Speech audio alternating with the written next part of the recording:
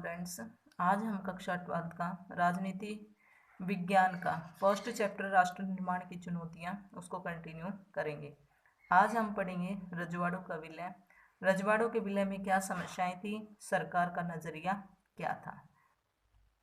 Students, आज़ादी से पहले भारत, जिसे ब्रिटिश इंडिया कहा जाता था, वो दो हिस्सों में बटा हुआ था। एक तो वो भारतीय प्रांत थे जिन पर प्रत्यक्ष ब्रिटिश सरकार का शासन था, और दूसरे थे रजवाड़े। इन रजवाड़ों पर राजाओं का शासन था और राजाओं के ऊपर ब्रिटिशर्स का शासन होता था। इन राजाओं को कुछ घरेलू मामलों में स्वतंत्रता प्राप्त थी। ये उन मामलों में शासन अपने अनुसार चला सकते थे। अब समस्या क्या थी? आज़ादी से कुछ समय पहले ब्रिटिश शासन ने इन रजवाड़ों को भी स्वतंत्र कर दिया था। ब्रिटिश जो सरकार थी उसने ऐलान किया कि भारत के साथ साथ ब्रिटिश प्रभुत्व वाले रजवाड़े भी स्वतंत्र हो जाएंगे।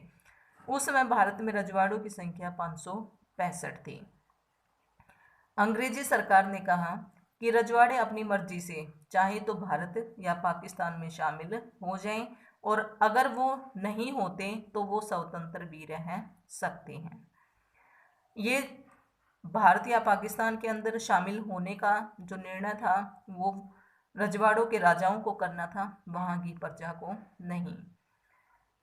लेकिन इन रजवाड़ों को स्वतंत्र रखने की जो घोषणा की गई थी उसे भारत की अस्तित्व को, अखंड भारत के अस्तित्व को खतरा हो सकता था, और इसी के चलते समस्या जो है वो शुरू हुई कि सबसे पहले त्रावणकोर, जिसे वर्तमान में केरल के नाम से जाना जाता है, वहाँ के राजा ने अपने राज्य को स्वतंत्र रखने की घोषणा की, और उसको देखते हुए हैदराबाद का जो राजा होता था उसे निज़ाम कहा जाता था, उसने भी अपने रजवाड़े को स्वतंत्र रखने की घोषणा की। परंतु इन हिंदुस्तान के इन छोटे बड़े देशों में बट जाने के कारण भारत का जो लोकतांत्रिक भविष्य था वो खतरे में पड़ सकता था। इसलिए सरकार ने जो है कुछ नीतियां शुरू की। इन के लिए कुछ जो ऐसे फैसले लिए ताकि इस समस्या को जो है सुलझाया जा सके। सरकार का नजरिया क्या था? सरकार चाहती थी कि जो रजवाड़े हैं वो अपनी मर्जी से भारत संघ के अंदर शामिल हो जाएं। इसलिए भारत की जो सरकार थी उसने कड़ा रुख अपनाना शुरू कर दिया, लेकिन मुस्लिम लीग ने उसका विरोध किया। मुस्लिम लीग का निर्णय था कि राजाओं को अपनी मर्जी के अनुसार रास्ता चुनने के लिए छोड़ देना चाहिए।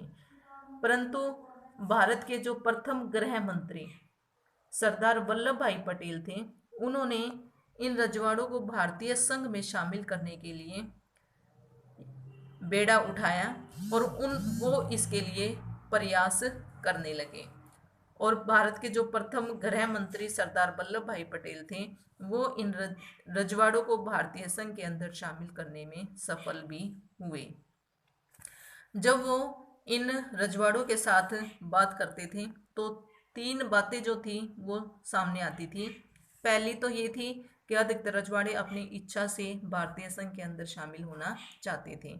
दूसरा था कि सरकार का जो रवैया था वो भी लचीला था। सरकार इन रजवाड़ों के जो राजा थे उनके ऊपर किसी प्रकार का कोई दबाव नहीं डालती थी, और कुछ इलाकों में इन रजवाड़ों को स्वायत्ता देने के लिए भी सरकार तैयार थी, जैसे जम्मू कश्मीर में हुआ।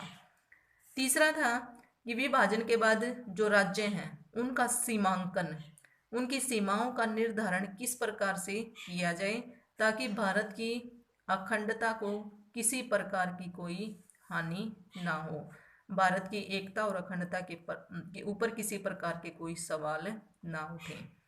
उसके बाद शांतिपूर्ण बातचीत के जरिए लगभग सभी रजवाड़ों को भारतीय संघ के अंदर शामिल कर लिया गया था, और इन रजवाड़ों को भारतीय संघ के अंदर शामिल करने से पहले राजाओं से सहमति पत्र पर हस्ताक्षर करवाए जाते थे।